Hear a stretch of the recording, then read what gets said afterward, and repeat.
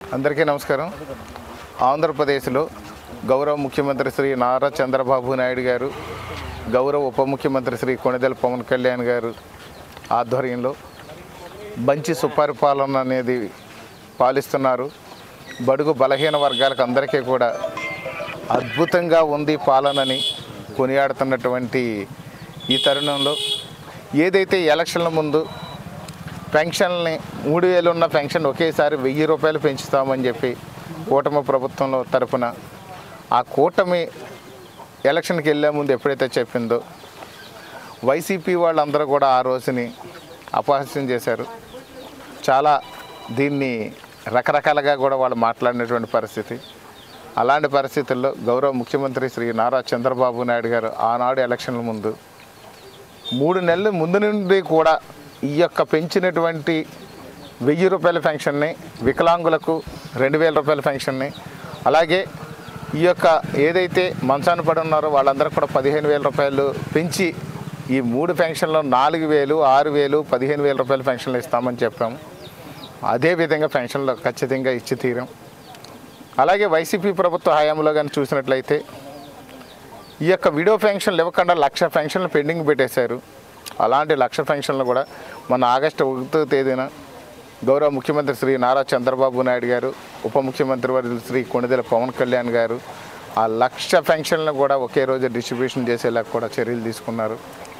ఒక అద్భుతమైన పాలనతో, ప్రజలందరూ ఆనందించే పాలనతో ఈ కూటమి ప్రభుత్వం ముందుకెళ్తుందని చెప్పి ఈ సందర్భం తెలియజేస్తున్నాను. పెన్షన్ ప్రక్షాళన చేయాల్సిన అవసరం ఉంది. ఇంకా కొంతమంది పెన్షన్లు రావాల్సినటువంటి అవసరం ఉంది. అలాగే వైసీపీ పాలనలో చాలామంది తెలుగుదేశం, జనసేన, బీజేపీ సానుభూతి పరులు కానివ్వండి, అలాగే ఆ వైసీపీకి అనుకూలంగా లేనటువంటి వారందరూ చాలామంది లబ్ధిదారులు ఉన్నప్పటికీ కూడా ఆ యొక్క వైసీపీ ప్రభుత్వంలో పెన్షన్లు ఇవ్వకుండా చాలా ఇబ్బంది పెట్టారు. అలాగే అనర్హులకు కూడా కొంతమందికి పెన్షన్లో వైసీపీ ప్రభుత్వం ఇచ్చింది. అర్హులు మానేసి అనర్హులకు ఇచ్చినటువంటి పరిస్థితి ఉంది. కొద్దిమంది అనర్హులు కూడా ఉన్నారు. కాబట్టి ఇవన్నీ ప్రక్షాళన చేసి ఎవరైతే లబ్ధిదారులు అర్హులైతే ఉన్నారో వాళ్ళందరికీ తప్పనిసరిగా ఒక్క పెన్షన్ కూడా పోకుండా పెన్షన్ సక్రమంగా ఈ యొక్క 1వ తేదీన ఉదయాన్నే సూర్యుడు ఉదయించకముందే ప్రారంభించాలని గౌరవ ముఖ్యమంత్రి ఆదేశానుసారం రాష్ట్రంలో తప్పనిసరిగా 14 నెలల్లో కూడా చక్కగా పూర్తి చేసాం. ఖచ్చితంగా కూడా ఇదే విధంగా ముందుకెళ్ళి పెన్షన్లన్నీ కూడా తప్పనిసరిగా ప్రజలకు ఏ ఇబ్బంది లేకుండా ఇంకా ఇవ్వాల్సిన పెన్షన్లు ఉన్నాయి.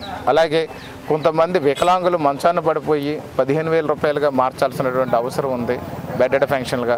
అవి కూడా మారుస్తాము.